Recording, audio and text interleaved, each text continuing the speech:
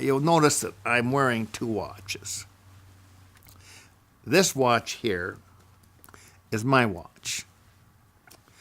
And I reached a point in my life where I said, I want to buy me a watch that I can hand down to my children, and that can be handed down to their children, and handed down, and handed down, and handed down, and be very valuable. So I was in a position, I said, I'm going to fly to Switzerland. And I'm going to devote 5 days, 2 days in Zurich and 3 days in Geneva. And I'm going to find me a watch. Now, I didn't know what I was getting into. I'm telling you, I can't even begin to exaggerate the number of jewelry stores in those two cities. It was exhausting. One just side by side by side by side, just unbelievable amount of stores. You just go into one, the day is half done and you're exhausted. And every place you go, this is the best watch of all. This is what you're looking for. This is where you ought to go. You buy this and you can't lose. I mean, all these sales pitches. But I went to Zurich first. I should have bought a watch. I remember him telling me, now, this is the watch that Winston Churchill wore. I'll never forget this guy telling me, this is the greatest statesman of the 20th century, Winston Churchill. This is the watch that he wore. And trust me, buy this watch, and blah, blah, blah, blah, blah. And, well, I didn't buy it. But, and I got into Geneva, and I saw this watch right here. I tried it on. I said, man, this watch, I couldn't wear this watch. It's too heavy. He said, you buy that watch, you'll adjust to it real quick, and you're going to watch the price of gold go just like this, up, up, up, up. You're going to make money with this watch. Well, of course, I didn't believe him. And when I come home, I bought one watch for my wife, none for me. Then I had a little inscription. They got all this talent over there, and they were expressing my love on the back of the watch. I brought her home a watch. I came home with none. But I kept thinking about this one. So I called him. He was an American, born and raised in Brooklyn. He was a Jewish guy. He really knew his stuff. Smooth as can be. Well, there's something about this guy that I actually trusted him. But it was just so heavy on my arm. And I said, I made the decision. I'll shoot the money to you, ship the watch. And so it was. And I've had it for all these years. I think when I bought this watch, I was about 35 years of age when I bought it. Now this watch here is my father's watch.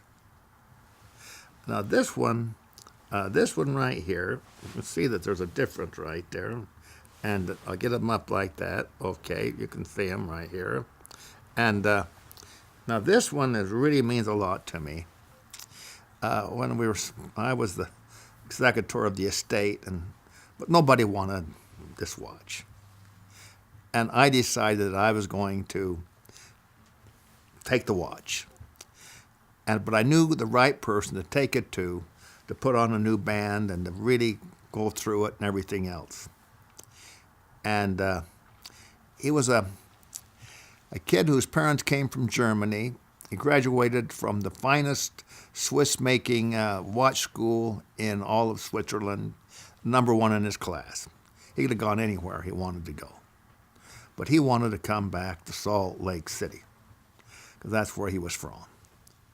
And so I took it to him.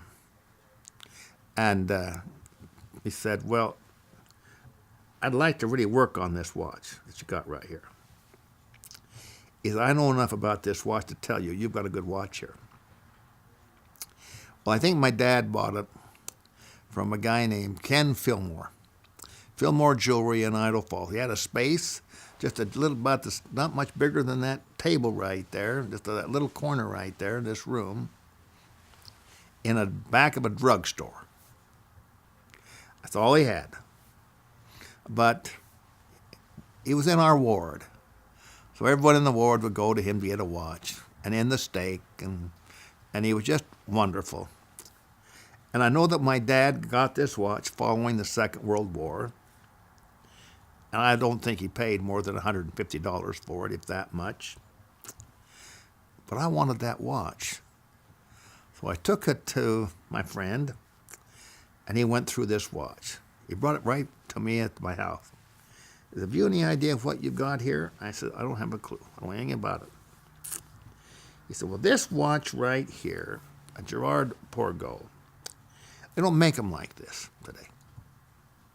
These works, he said, this watch is dead accurate. You're going to find this out. Dead accurate. The works are fantastic. And he said, this is a real piece. He said, now if you want to, I can change the face of this watch so it'll look brand new. I said, no, that would ruin it. I like this antiquated look. You can see it's a worn look. I can see my dad wearing it in the fields and all that he had to expose this watch to in terms of bad weather and etc.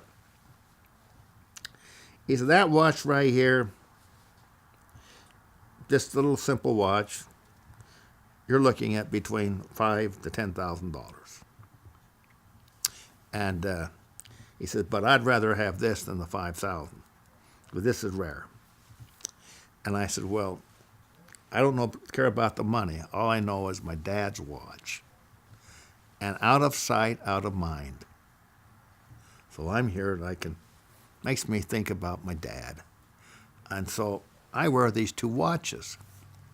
I remember a while back I was visiting a doctor and he said, you know, everybody around here is talking about that this patient has come into this complex of doctors, this office complex. They're all talking about this guy, this patient. He's got two watches on, one on each hand. And he said, now, what's the story? So I told him the same thing I'm just saying now. This one is in honor of my father, and this was the watch that I chose for me.